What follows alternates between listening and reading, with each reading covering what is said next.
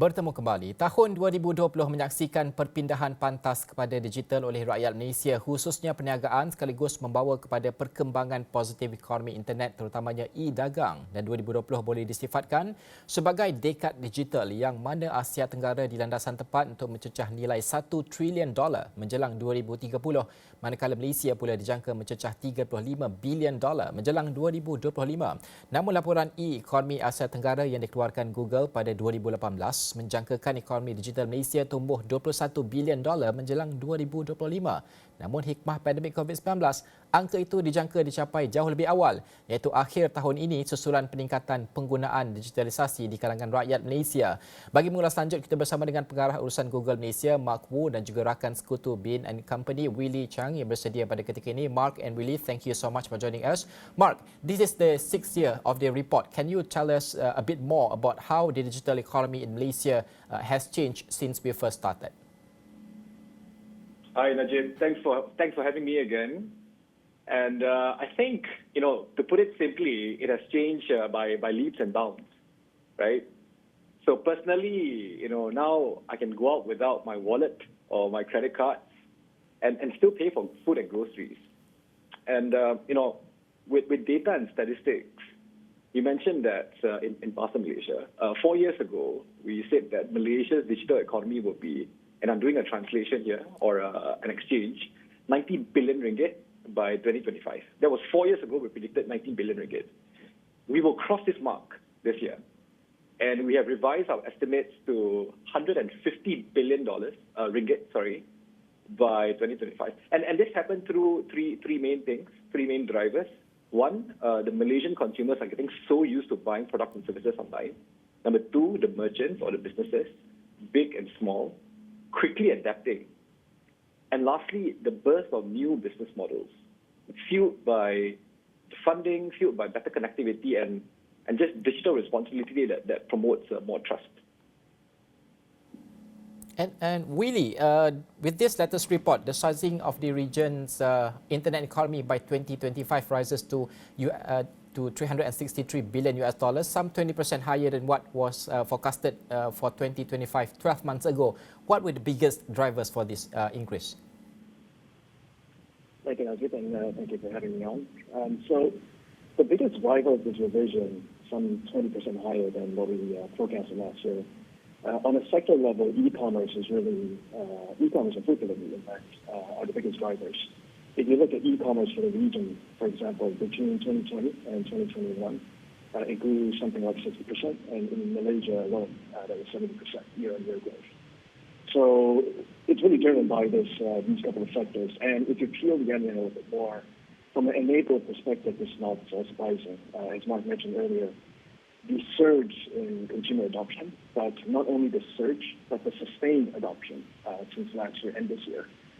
Plus, digital merchants coming online, engaging more of the customers online, and a wide swath of investment into digital payments, infrastructure such as logistics.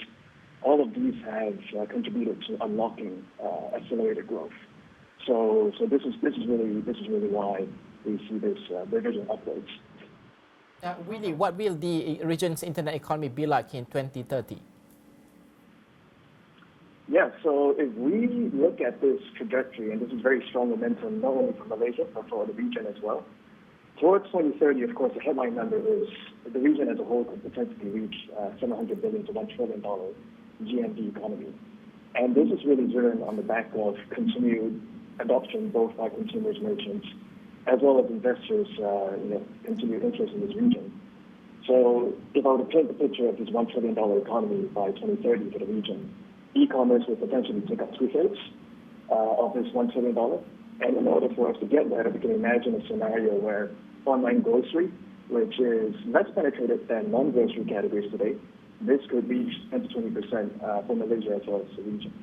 And then outside of e-commerce, you'll see transport, food, online media, each of them, growing very strongly, establishing at $100 billion each, perhaps. And if you look at the whole region, really then digital payments becomes the norm instead of cash, digital lending, insurance, or even doing a wealth management online. All these become kind of a normal way of life instead of what is really nascent industries today. Okay. And Mark, the report states that you've profiled approximately 3,000 digital merchants across 6 countries in Southeast Asia. What were some of the more fascinating discoveries that you've made about small online businesses in general?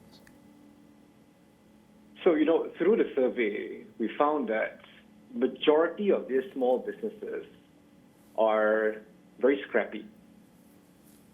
Scrappy in the sense that they employ lesser than 100 full-time employees.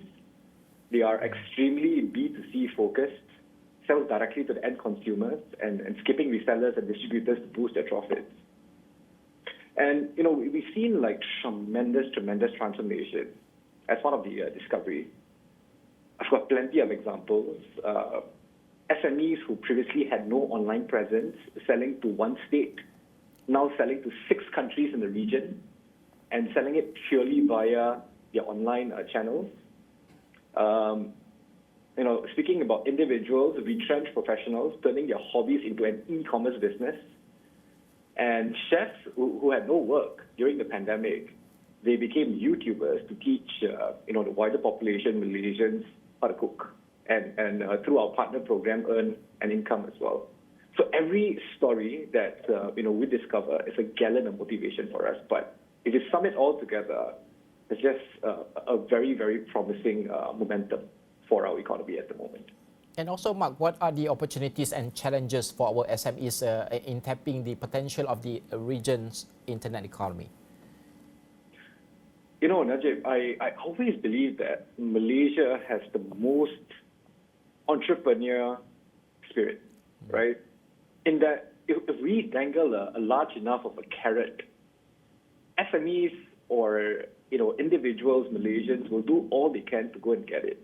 And the carrot in this case, like what we mentioned, is 150 billion ringgit economic potential in less than 4 years.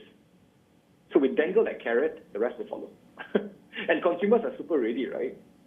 8 out of 10 merchants expect online sales to be more than 50% in the next 5 years. The tools and platforms are readily available and it's so easy to use. There's YouTube, there is Google My Business, there is search. But I also recognize that there are inherent challenges. Challenges in getting the right talent, living in a hybrid world, or what we know as offline to online, online to offline for us, and logistics, right? Just to name a few examples. But I know that these are problems that we can overcome simply because the carrot is just too big to ignore. And also, Mark, what does this mean, the trends and also the numbers for the adoption of digital marketing tools? Yeah, so Najib, good question. 3 points here, right? So number one is I want to debunk a myth. The myth being that setting a website alone will guarantee traffic or sales. It's not true, because you need to invest in marketing so that you can grow your business, you can make a business more discoverable online. And I think the business community, big and small, they understand this more prevalently now. So yes, the adoption is rising, and 70% of merchants say that they will be increasing usage of digital marketing tools going forward. So that's one. Number two is the ease of it, right? The benefit of digital marketing is that you can literally set up an account and run YouTube ads on the same day. But the skill set to do this effectively, to measure effectively ROI and returns of sales at all, is super critical. So that's why we're investing in training SMEs. We've trained 40K businesses so far. And my last point is going digital means having the opportunity to tap into the vast expansion of the customer pool. If you have been selling batik in Malaysia, with the power of digital, your consumer pool is not just 33 million, but theoretically 4 billion people on this planet who have connectivity. So we're helping to spur this export space with our partnership with Martrade. So a long way of saying adoption will rise, talent is crucial, export will give us a bigger boost. Okay, and also for Willie, looks like that 2021 is on track to be the region's busiest deal year. In fact, the report tells us that a record high deal activity of 11.5 billion US dollars was recorded in the first half of 2021 alone, putting it on par with the 2020 full year deal activity. Can you share with us what could be the factors that drove this? Yeah, there's actually multiple factors at play here, but I think the most prominent one is really Southeast Asia's internet economy or tech champions have really played a large role in spotlighting the region on the global stage. The most public example would be if you look at just C Group's market cap. Since the beginning of the pandemic, C Group's market cap has grown very, very strongly and continues to grow. So that's only one example. And so if you look around at the region itself, this year we count a total number of 23 internet economy companies who are valued at more than $1 billion. And between 2020 and 2021, there are 10 newly minted companies of such caliber. So it's really a reflection of how strongly the internet sector has grown here, the demand and also supply landscape. And all this has interest in investors and really kind of generated demand for investors to look at assets and potential investment opportunities in the region. And if you look at the investment a little bit deeper, you'll see that the two big sectors that have driven a lot of this growth has really been e-commerce and digital financial services. And it's really no surprising given the sector growth itself. So e-commerce continues to flourish. And within digital financial services, you'll see payments, lending, buy now, pay later, wealth management, all of this come online and have been generating a lot of interest. So as a whole, this is really a reflection of the optimism that investors have. Why do we see strong growth across digital financial services despite the uncertain economic climate globally, regionally, and also for Malaysia as well, for both of you? So continuing on that thought, first of all, as Mark mentioned earlier, today you can go out without your credit card, without your wallet, and you can transact almost anywhere you like. So that's really the foundation, first of all, to drive a lot of this investment and adoption and growth. Then on top of that, we know that Southeast Asia and Malaysia as a whole, there is still opportunity to grow financial inclusion. Right? A lot of people may have a bank account but are still actually underbanked because they don't have a lot of financial services products. They don't necessarily have access to affordable loans. They don't necessarily have insurance products and wealth management products. So there's a lot of headroom in digital financial services just from a structural and macro standpoint within this region. Mark, anything we'd like to add? Yeah, so I think the adoption of e-wallets, account-to-account transactions really catapulted, right? It's fueled by the merchant adoption as well as the consumer usage. Now, the consumer usage is very much fueled by the ease of use as well as the trust, which is a major factor. And you have like essential product services served by platforms that are readily plugged into various digital financial services solutions, right? And then you have a winning formula. So we are very optimistic about this space. And we do estimate that the digital payments valuation, transaction valuation across the region, Southeast Asia, will cross $1 trillion. And that's huge. Okay, Mark and Willie, thank you so much for spending time with us. Itu tadi Mark Wu, merupakan pengarah urusan Google Malaysia, dan juga Willie Sheng yang juga rakan sekutu bagi Bain & Company. Thank you so much for joining us. Itu tadi kita membincangkan tentang bagaimanakah dapatan kajian oleh Google ini sendiri melihat kepada ekonomi digital di Malaysia dan juga rantau Asia ini dari segi pencapaian untuk tahun ini dan juga unjurannya 2025. Kita menyaksikan bagaimanakah 2020 itu disifatkan sebagai dekad digital dan akan memacu terus ekonomi digital ini, khususnya dagang, dan inilah apa yang Malaysia sedang hadapi pada ketika ini. Namun persoalannya bagaimanakah bergerak 5 tahun ke hadapan, adakah angka-angka ini mampu dikekalkan dan juga bagaimana trend ini akan diadaptasi ataupun diterima pakai oleh perniagaan-perniagaan, khususnya PMKS di Malaysia yang menjadi tulang belakang ekonomi. Baik, sekian sahaja Niaga AWANI untuk jam ini. Saya Najib Arif. Assalamualaikum dan salam hormat.